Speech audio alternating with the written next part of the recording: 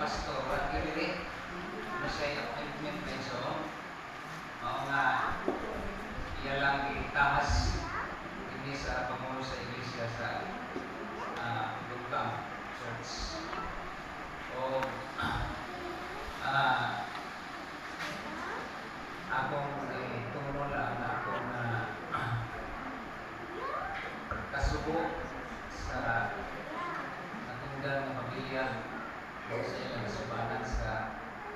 magandang paglalata, no?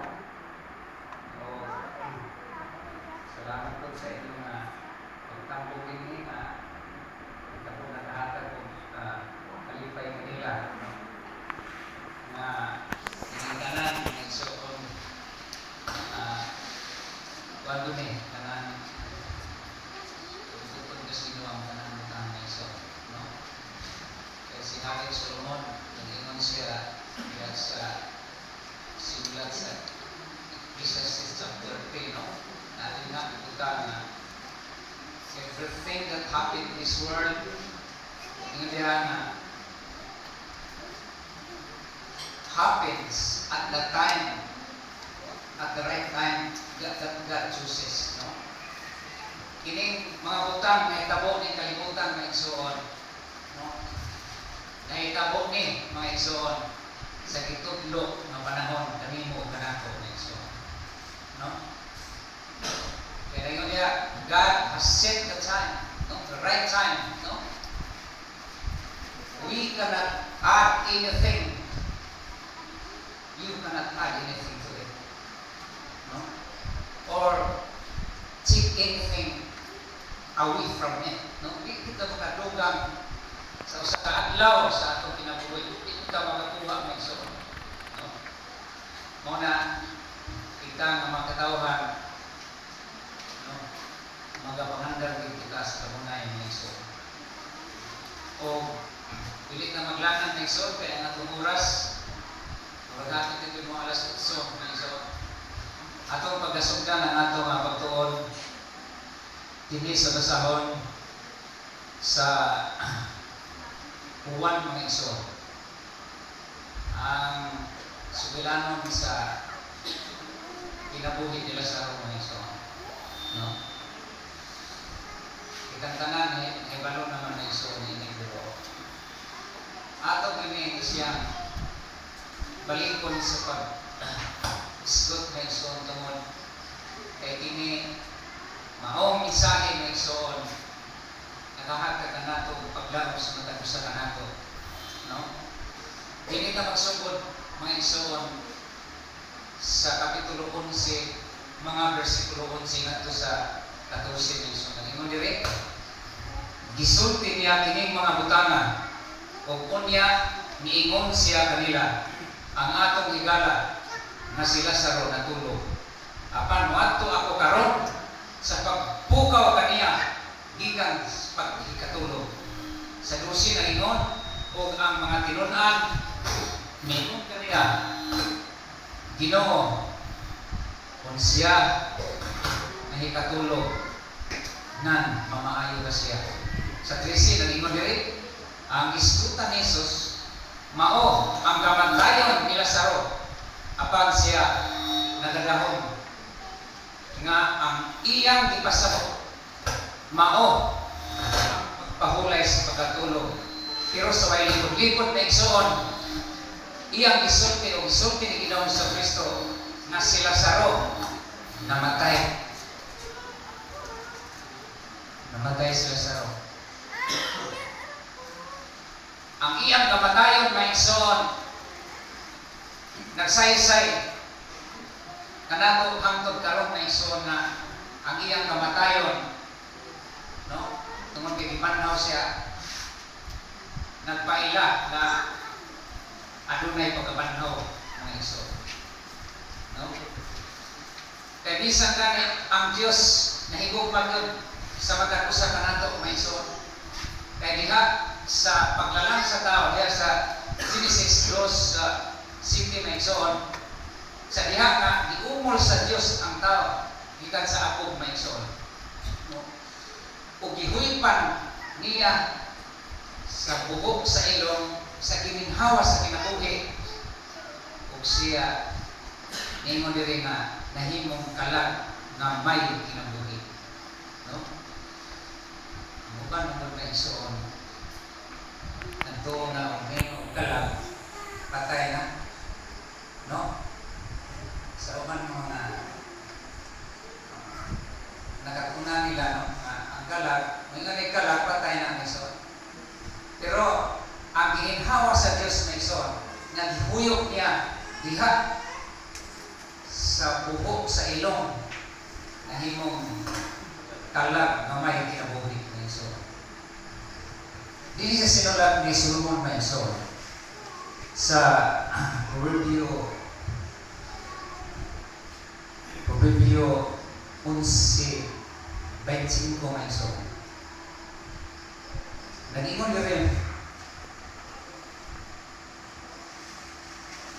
rin na ang kalag nga mahinatagon mahimong matampok o kadtong pagabisibis sa sa iyang kagalingan. Nagpasabot na igsoon na ang kalag, ulit din ang kalag na igsoon, no? Sa sinulat din sa Ezekiel 18:4 mention, nagisgot kini nga ang kalag iya sa Ginoo, no? Ngayon siya, ang tanang mga kalag ako man, ingon man ang kalag sa amahan, ingon man usab ang kalag nga ang laki ako man nga makasasala kini mamatay. Kita mga igsoon, partakers na kita sa sala sa ginikanan sa mga ginikanan. Sinugdan pa mga igsoon, nakasala natin lang. Hinugdan na kita, mamatay kayo mga igsoon. Mamatay kayo kita. Kay sa isulat nila sa sinulat ni Solomon diya sa Ecclesiastes 12:7 na igsoon. Nag-ingon dire nga kung ang abog mubalik nganhi sa yuta ingon sa kaniadto ug ang espiritu mubalik ngadto sa Dios nga mao'y naghatag dinhi. Ang kalag, ang lawas ng igsoon, mahimong apo kundi ang espiritu asa adto sa Dios ng igsoon na naghatag ninyo. O nga si Lazaro ng igsoon. Sa ato nga pangunahon na ng igsoon. Buhi gud siya. Kaya ang espiritu nga ihuyok kadto sa tao ng igsoon. Ngadto kang Lazaro. Mao to nga espiritu na ibalik kadto sa Dios ng igsoon. Entonces si San Lazaro ng igsoon nabuhi gud. Patay mo si Lazaro ng igsoon. Katong may bala. Pila ka adlaw si Lazaro dito kay pahimutan sa lungganan. 4 ka adlaw. Ug baho na gid siya. Baho na gid. Kay kanang patay 24 hours baho. Pero banaw siya ng Ginoong Kristo. Kay ang Diyos ang makakahom sa natanan, mahimo niya ang tanagutan ng igsoon. No? Ang sinulat ni usa ka tawo nga matarong tinhi isay sa isbala kasulatan ng igsoon sa Hub 21 kapitulo 21 versikulo 26. Nagaingon diri mga igsoon, sa walay kalainan sa abog sila magahigda, ang wati magatabon kanila. Sa 30, nga ang mga taong dautan ginataganan sa adlaw sa kagulanan na sila pagkadanon nga ito sa adlaw sa kalibutan. 32, ngayon dili, ngani igatot siya ngadto sa lubnganan ug ang mga katawhan magabantay ibabaw sa iyang lubong. Kaya pa ipasidaan din yung igsoon sa isa niya. Sa maong pasahon nito sa Hope City, utsong ito sa Cheese mo igsoon. Nangyayong yun rin. Ang utso tamang sobrang igsoon. Ang mata niya, nagatanaw ka nako, dili na makakita ka nako. Ang himong mga mata, ilang taon mo ka nako, apan ako mawala na. No ibig ang diri sama sa panganon nga mahurot o mapapas mao man usab ang manaog ngadto sa lungganan o Sion. Dili na mobalik ibabaw. Dili na siya mubalik sa iyang balay, ni makaila pa kaniya ang iyang kuyanan. Pag pasabot ng iso na, hindi pa tayo nila kabalik. Ang iso. Isay-say din niya ng iso. O, niya pag yun, no? Kaya ang yawa ng iso, magbuhat mo na siya milagro na. Maghimo siya, kanang paglimlang sa mga tao na iso, kaya na ang gutoy, patay na, nag-ingon sila na bumalik. Pero, di ba matod ang iso na nag-ingon diri sa Hope 14:12, mausap ang tao mamatay, dili na mabalik. Hantod nga mawala ang kalamitan, sila dili na mahigmata, dili usab sila mapukaw sa ilang pagkatino. Pero ang yawa, maghimo kong alkontra sa pulong sa Diyos aron nga ang mga tao dili mo tuos sa wala kasulatan ng iso. Kaya kung atong basahan diya sa Isaias 29:4, imo diri na iso nga kung ikaw pagabulubon o magasulti gikan sa yuta, kung ang imong pakigpulong mahagaw-haw gikan sa abog, kung ang imong tingog maingon sa usa ka espiritista gikan sa yuta, ug ang imong pakigpulong muhungihong gikan sa abog.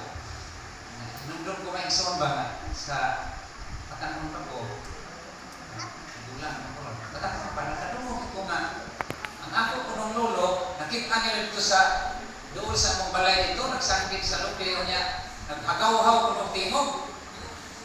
Nahinundon ko din yung may ison nga, ang yawa, no? Naghimo usab siya o kahibulungan mga ison. Aron nga iyang maalkontra ang pulong sa Ginoo. Kay dili niya gusto nga kita mutuo sa balaan nga kasulatan, no? Ang bangan ng mga tao din ang ganahan ng pulong sa Ginoo. Mo ni mga ison, hagaw-haw. Uban ni Brad Jason na ison sa akit ito siya. Ang matong gihayag ko sa distrito. So, siya mahitungod sa patay na iso, naingon siya. Patungin, yan din mabasa. Ang yawa di ay, sa diha na ang patay na tao dati na suganan na iso, mukuyog kayo ko na sila ng iso, mutanaw sa naon, sa namatay. Upyahon nila. Kunya, pagkatulog ka adlaw, nanay makita sa mga tao na sama sa gatway sa namatay. So sinamo na ano di ay maison? Kaya gusto isatanas nga mahisalaan ang tao maison. No? Mahisalaan. Muna din yung maison ang isa-isa din sa balaan ng kasulatan maison. Kung sa atong kasama din sa balik ka sa sinulat ni Solomon maison sa natin nag-aayon ng teksto ng ison sa kapitulo 9, mga versikulo 5-6 ng ison, nag-inon nila na kaya ang mga buhi nasayod na sila mga matay, apan ang mga minatay dili mahibalo sa bisang unsa, ni may balos pa sila tungod kay ang ilang ang dumanan ikalimtan, no? Nag-inon nila na ang mga buhi nasayod yun, no? Sila mga matay, pero ang patay, hindi may balo na iso. Nagyon rin, bisan unsa ang ikaplagan, buhat sa imong kamot, buhat ka na, buhat sa imong puso. Kaya dito sa Sion, diin ikaw ba ito walay bulato ni lalang, di kayo balo sa kaala. Muna mabuhit ka ng kalibutan ng iso. Ito ang gamiton ang atong mga maayong buhat na iso. Sa relasyon sa atong mga iso. Relasyon sa atong atong asawa, atong anak, atong mga silingan. Kay kung mamatay na ang tao may ison, di na hapos lang ang atong tingin atong kinaiya nang itulog sa Diyos na natong may ison. No? Buhatong may isang tapo ito. Mora may ison na patay, hindi ba no? Bukma, pa, atong ipakita na iso. Doon na tayo maayong version sa mga sa saligtas atong pupulit na Diyos na iso. Dugang panini na ison, atong basahon din sa katapusang libro sa sulatan. Makita din sa pinitaya sa si Krisi na ison. O nabati ko, gikan sa langit ang usa ka tingog nga nagingon. Isulat mo kini. Ulahan ang mga mamatay nga sukat karon, mga matay diha sa Ginoo. Ulahan kayon nagaingon ang espiritu aron makapahulay na sila gikan sa ilang mga paghago. Kaya ilang binuhatan mupuyog man kanila. Muna yung iso. Samtang kung pinabuhin kita ni na kalibutan na madamlo na iso. Matubos awit din kalimot ko pa. Nindot ka yung awit na iso. Nagpuyot ka ni kalibutan. Dagang suliran. No? Mga problema sa mutulo ang atong muha. Kaya nila talaga puyo, niinig silong sa langit na puno sa suliran o kadating pa iso. Pero, matapos awit na iso ko na. Kung mga luwas na iso ng Ginoo mismo pahay sa atong suha na iso. Amin na iso? Mauni, dako mapaglaon ang inanato na iso. No? Kaya sa sinulat ni San Pablo, kaya sa Kapitulo 15, sa Puno Korinto 15 mention, at lumasaman kay hindi ko kayang pag-memorize ini. Kuha? Kapitulo 15 sa Korinto mention.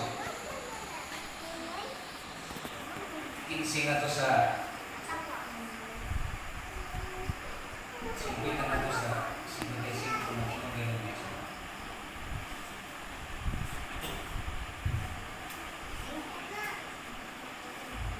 Nangingon dili?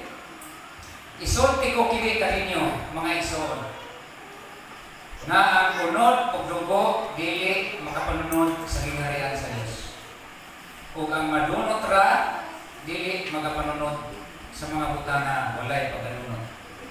Ani karon isulti ko kaninyo ang usa ka tinago dili kitang tanan mga matay apan kitang tanan mga usa sa kalit.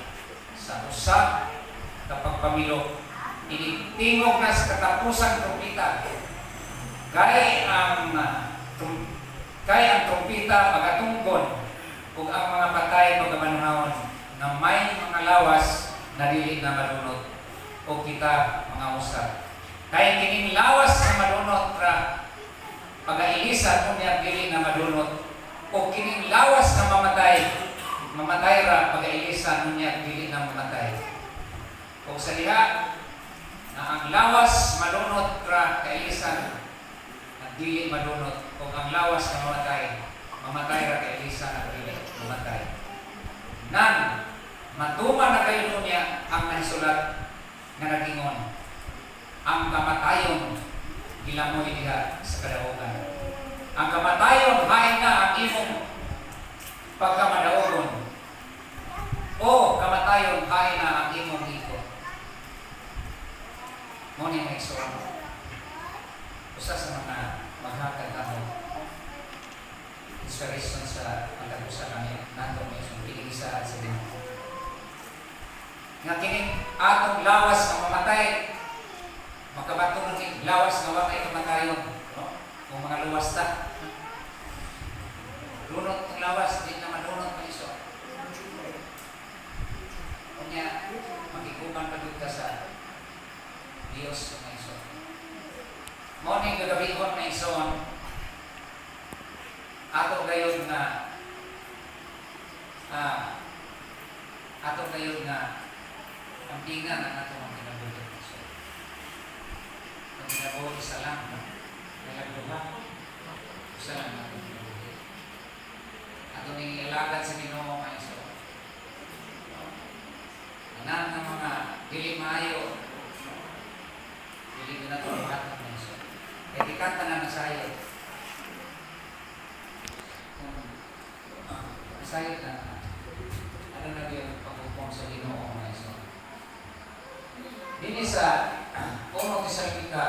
26 niso. Nangingon dire kay ang Ginoo gayud mao ang manaw ko niya gikan sa langit, ginubaran sa secret sa pagsugo o sa tawag sa punuan sa mga lunda o sa tingog sa trumpeta sa Dios o kunya ang mga nangamatay diha kang Kristo muna sa pagpamangon. Isipin na o kita ng mga buhay pa na nahibilin pagkasagaon nakto sa mga panganon ug uban kanila sa pagsubrat sa Ginoo diha sa kaminan o sa ingon niini kita magapakiguban na sa Ginoo sa tanang panahon. Is katapusan ini busa paglipay ay kamo ang usa sa usapin na niini mga kulungan. O yan ako sa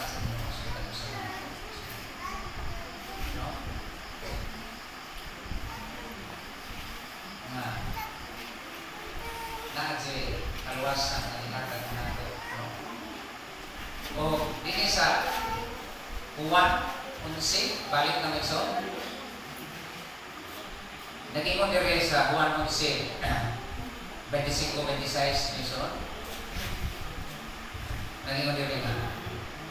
O si Jesus ingon kaniya, ako mao ang pagkamanaw o ang kinabuhi, ang musalig kanako bisan siya mamatay, mabuhi siya. Kung ang tanan nga buhi na nagasalig kanako, dili na gayud mamatay. Mutuo ba ikaw nini? Nag-isiti, kung ngayon nire, o siya ningon kaniya, oo, Ginoo. Ako nagatuo nga ikaw mao ang Kristo, ang anak sa Dios, ang manhi sa kalibutan. Nagkaroon ng galihon ng Iso. Kita na sayo na ang Diyos kayo, mubalik mo din siya. Musugot na sa dili, musugot na sa dili ng Iso. Mubalik din siya ng Iso. Ang iyang pabalik, magdala siya, hukom sa usag-usag sa kanan ng katubato. Sumala niya sa Isis chapter 42. Dan po ng kanan ito na mga buhat. Bisan nga ni ang mga buhat naghihimo sa tago. Pagawag man sa inyo. Musa, lipayan kami sa ang kalawasan nato, narigid sa kamang sa Ginoo. Dili ka maka-judge sa usag-usag kanato. Ewan naman yung malosa, usag-usag kanato. Usay mo tanaw tao. Dili maayo sa sigatawa ng istorya. Pinuwat na masayon. Nagkanak, mga tao, doon na siya kako. Kung maayo ang relasyon sa Ginoo. Una, isulti nila ng inumayat ng istorya. Murag, matingala ko nang yan. Mga sulti ng istorya.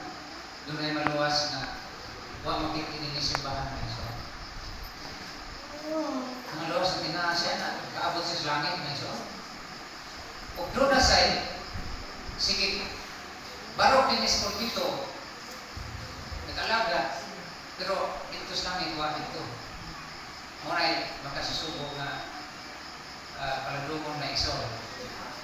Hinawag ka ng isol. Tantanan. Mag-andam dyan sa ating ginagawa. Kaya huwag ka kay palong na isol. Kung kanos na nakuha ang siguro. Ini ganyan ako igagaw so kung dinako na iso urat ito pa yung namatay kay makapag paginin nato ang COVID na katuig kay 52 na may 62 na muna iso urat mo na iso na kaya yung kinabuhi life uncertain masiguro lang atong kinabuhi mga iso kung kita nag-aalaga kung na ang atong kinabuhi diha sa kamang sa Ginoo. Hindi na ko ito kung mayong gabi.